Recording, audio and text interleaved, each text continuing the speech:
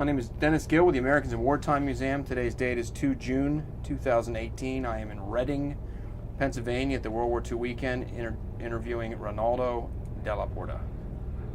Sir, if you could tell me your name and where were you born? Renalo della Porta, Springfield, Massachusetts. Okay. And what war or conflict did you participate in? Vietnam. Vietnam. What branch of the service were you? Air Force. Air Force, okay. You have any other family members that are military? Both my parents were Second World War Army Air Corps. Army Air Corps, okay. Any other relatives during the Vietnam War or present day? Cousins. Yeah. Army. Okay. Why, what prompted you to join the Air Force?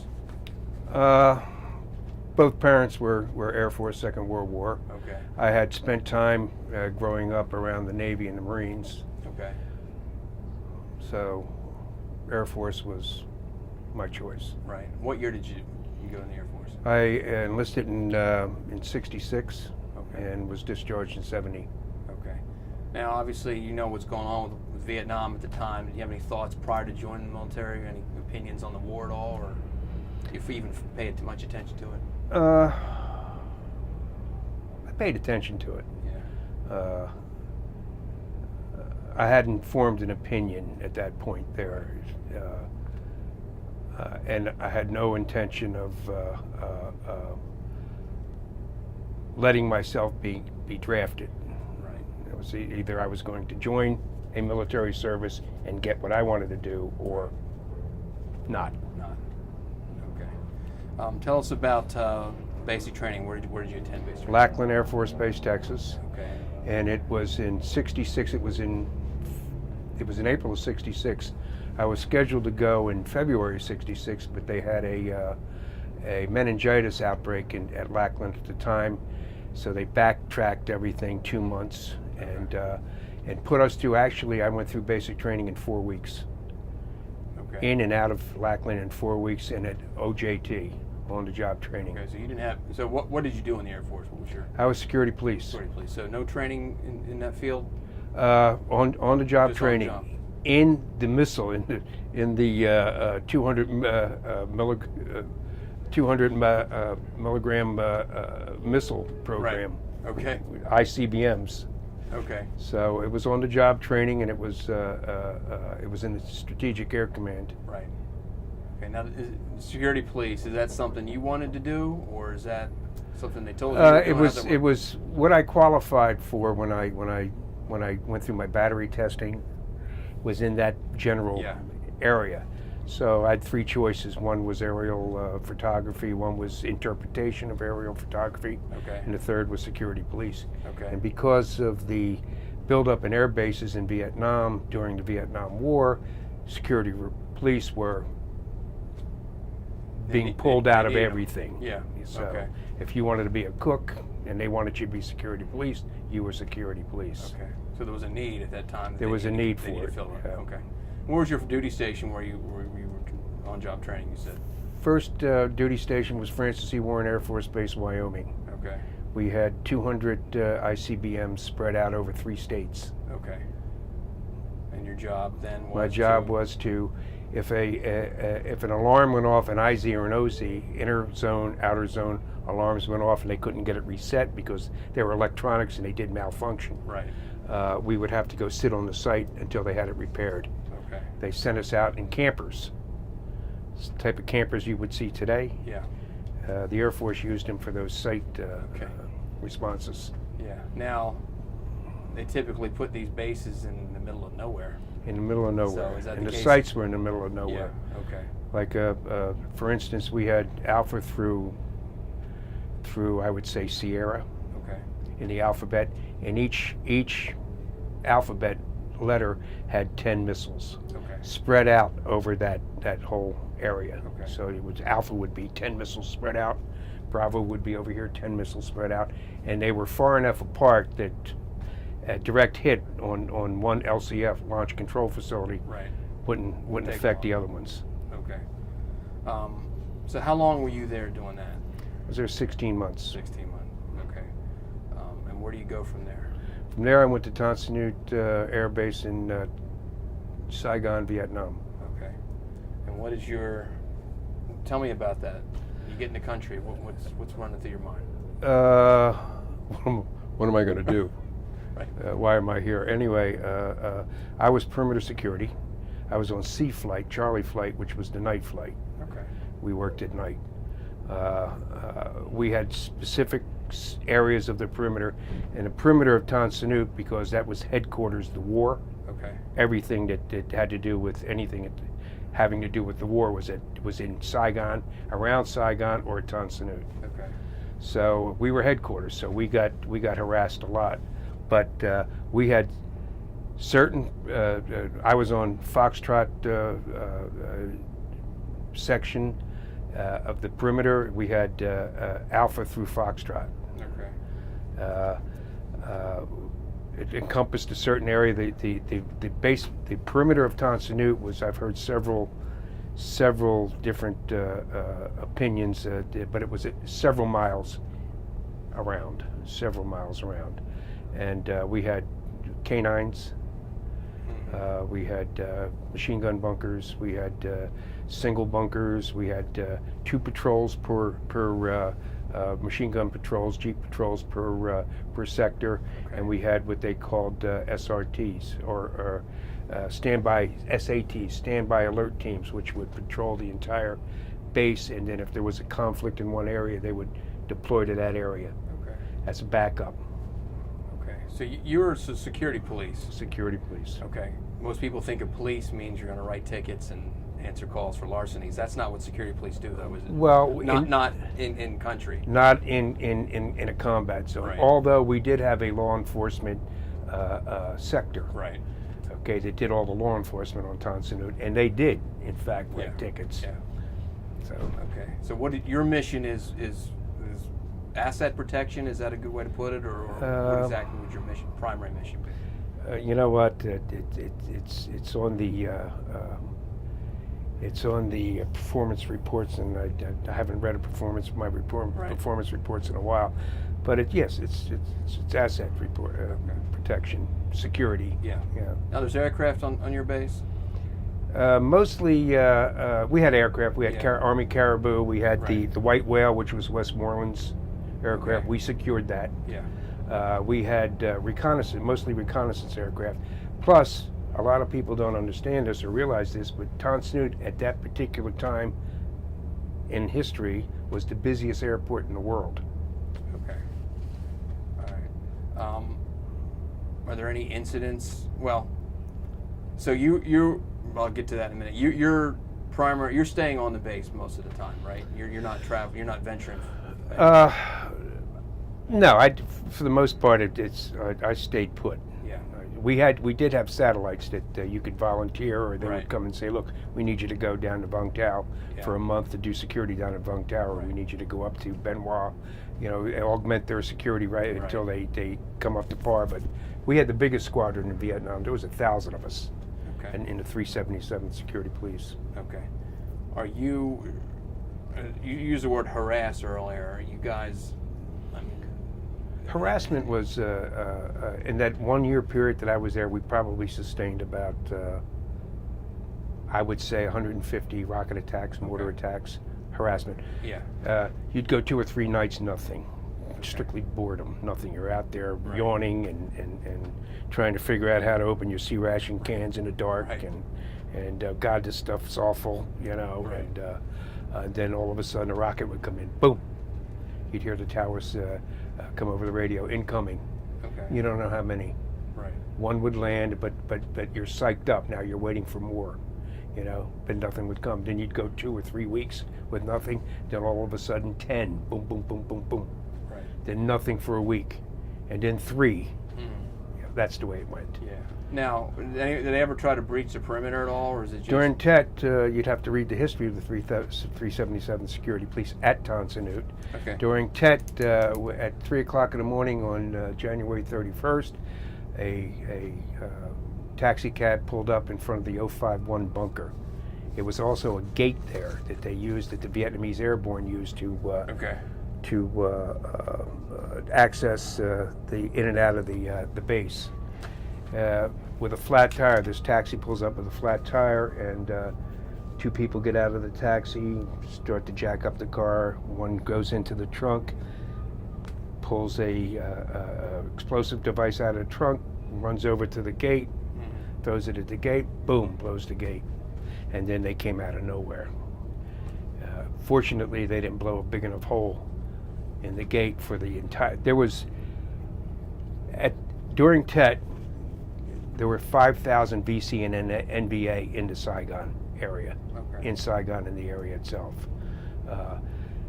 There were 200 plus killed on Tan Son Nhut that morning that we killed. Yeah.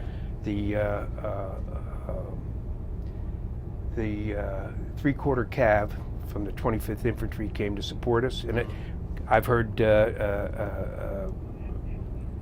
some of our officers at the time talk about if had they not showed up, they would have overwhelmed us. But the 25th came in, and they actually lost a lot more people than we did, probably 3 times more than we did. But they saved us, and there was a total between what we killed on and off the base and what they killed, about 900. It was big. Yeah. And it lasted from about 3 in the morning, 2:30, 3 in the morning, till probably noon before there was. We were told there was no more combatants on base. Right. We actually did a sweep of the airfield where they just lined us up shoulder to shoulder, and we probably walked a good 3/4 of a mile down the airstrip and the grass area after the airfield, just looking for anything else that was alive. Right. Okay. And that's probably while you were there. That's the biggest thing, the most action. I guess at one time. There was the 6th of May, which I was directly affected. Okay. With. Where it was elements that weren't detected or weren't killed during the Tet Offensive that were still in the Saigon area. Yeah. We're going to do one more purge of Saigon. And the Vietnamese airborne detected it and routed it. They pushed them right into us. The Vietnamese, the ARVN Air Force, or airborne, pushed them right into us. And there was it was probably a from, let's say, 7 in the morning, because they were getting ready to pick us up to take us in. 7 in the morning till about 3 in the afternoon that lasted. And on that particular incident, I received the Bronze Star for my part in that. Okay. Other than those incidents, you talk about the rocket attacks. Was there effective at all, or were those just to be a nuisance? And what was the point? The point was, I would think, harassment. Yeah. And but they were somewhat effective. I mean, you take out a $4 million aircraft, you've accomplished something. Yeah. And they took out aircraft. Okay. They hit the aircraft. They did hit targets. They hit targets. I mean, they didn't do it intentionally. Right. You know, but there was no guidance on these things. They knew that they would get in that big circle of Tan Son Nhut. Right. You know, it got to the point latter, I was there maybe 10 months, and when the towers called incoming, I could actually look up in the sky and see the tracer of the propellant of the rockets and how many were coming. Yeah. So. Okay. What did you have any downtime while you're there? If you did, what would you guys do to keep busy, or was there no downtime? Yeah, there was downtime. I mean, there was no up until Tet. We worked 8 hours. In other words, we worked an 8-hour shift, 11 at night or 10 at night to 7 in the morning. Okay. After Tet, it was 12 hours. Okay. They combined the 2 day shifts together, and they did the night shift. Gotcha. All right. So after Tet, we that 12-hour shift.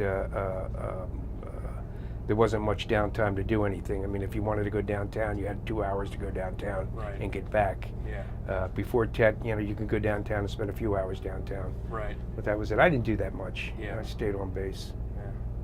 Yeah. There was a club there, an airman's club, and we would get, before Tet, we'd get one night off. After Tet, there was no nights off. Okay. Before Tet, we had to get our weapons out of an arms room every evening before we went out. After Tet, we kept our weapons with us. Right.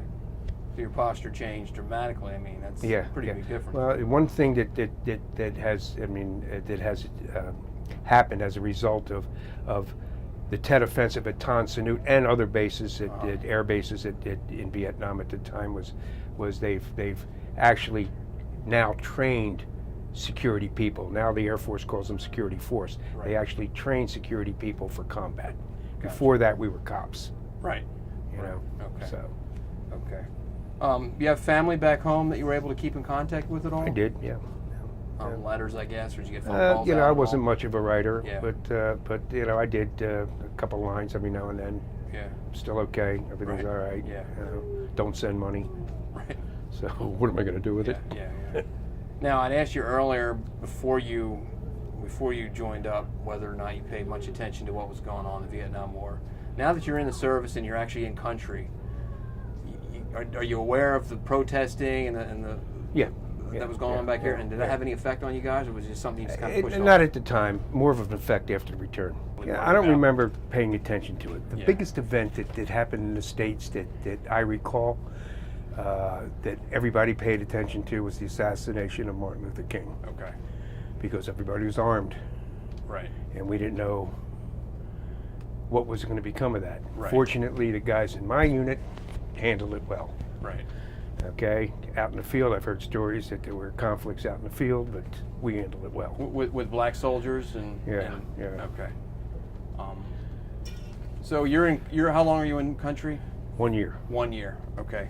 And you come home. Tell me about your homecoming.